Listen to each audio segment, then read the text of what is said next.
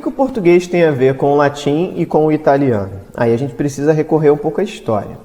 Você deve lembrar que um dos maiores impérios que existiu no Ocidente, no território da Europa, da Ásia e da África, foi o Império Romano.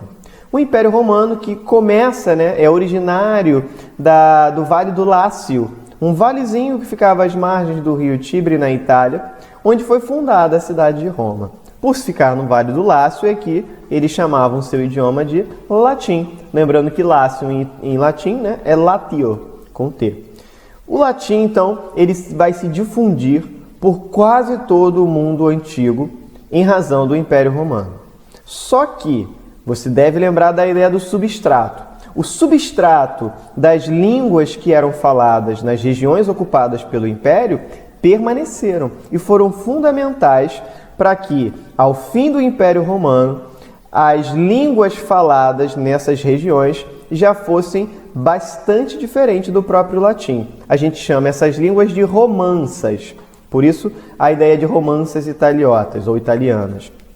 Essas romanças, que eram línguas parecidas com o latim, faladas dentro do Império, mas que não eram latim, é que se transformaram à medida que receberam adstratos e superstratos novos, se constituíram como as línguas neolatinas.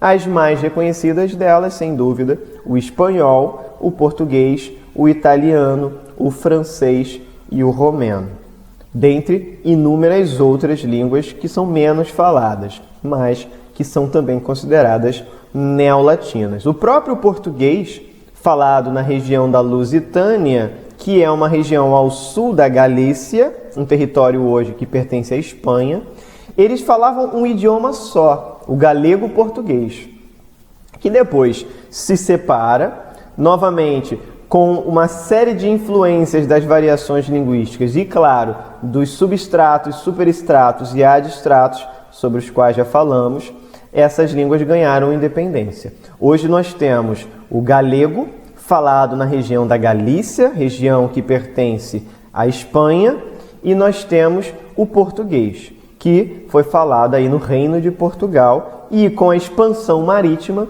acabou vindo para o Brasil, alguns países da África e da Ásia também, como Moçambique, como Goa, a cargo de exemplo aí. Mas a gente precisa se focar aí um pouquinho na nossa história. Então vamos continuar aqui com o Brasil agora.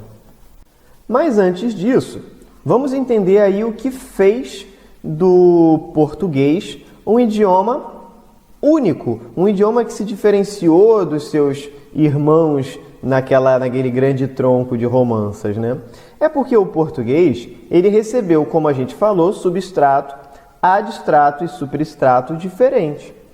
O substrato do português, os substratos do português, são o ibérico, era um idioma falado pelo povo que vivia na Península Ibérica no mundo antigo, anteriores aí à invasão romana.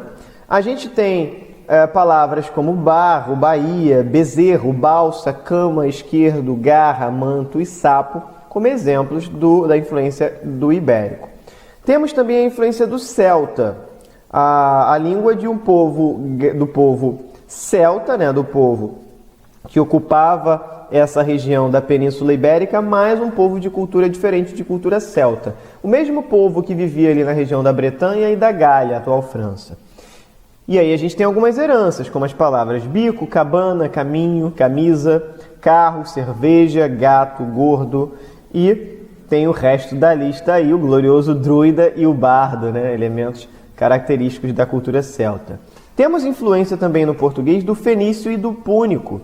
O fenício é de um povo que vivia ali na região do Oriente Médio, que era um povo de grandes navegadores que conseguiram formar colônias em regiões do litoral do Mediterrâneo. Dentre essas colônias, a gente tem Cartago, a atual Tunísia, que foi um povo que se tornou bem influente no mundo antigo. Então, o fenício diz respeito ao povo fenício do Oriente Médio e o púnico, que era a língua falada pelos cartaginenses. Então, é uma mesma linha linguística aí. Palavras como barca, mapa, mata e saco são originários dessa ramificação, são substratos. Por quê? Porque eles habitaram também a região da Península Ibérica em certa medida e deixaram lá esse substrato linguístico. E, claro, o substrato do grego. Lembrando que os gregos também colonizaram partes do litoral do Mediterrâneo, fundando algumas cidades, então deixaram também sua marca. Palavras como bolsa, cara, corda, calma, caixa, ermo, governador, golfo e órfão. São palavras de antes da conquista do Império Romano, oriundas mesmo das colônias gregas na Península Ibérica. No que diz respeito ao superextrato do português, podemos salientar as palavras de origem germânica, que foram introduzidas pelos visigodos, suevos e vândalos. São mais ligadas à vida militar e aos costumes próprios dos germanos, tais como guerra e saque.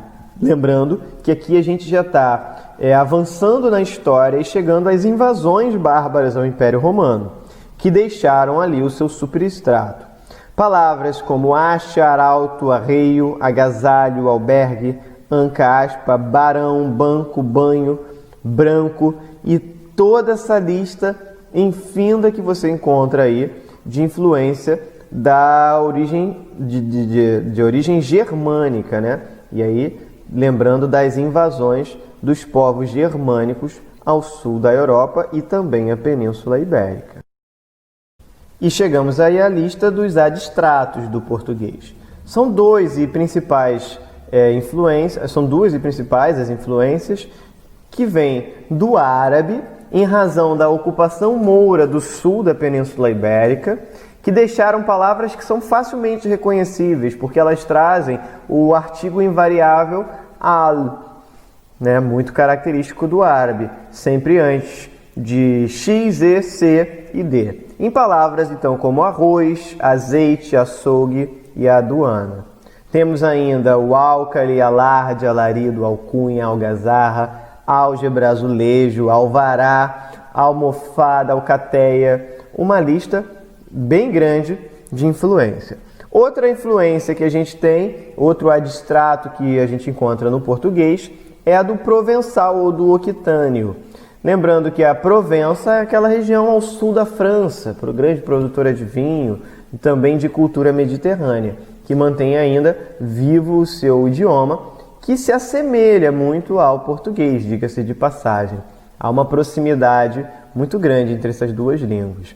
Do provençal a gente herdou palavras como alba, balada, bedel, coxim, cadafalso, estandarte, homenagem. Veja que com essa série de influências de adstratos, substratos e superestratos, nós temos uma língua de vocabulário muito rico. É fácil notar, portanto, por que o nosso dicionário tem tantas palavras e por que a gente tem tantas palavras para se referir a coisas semelhantes. É uma riqueza histórica e cultural que o nosso idioma possui, né?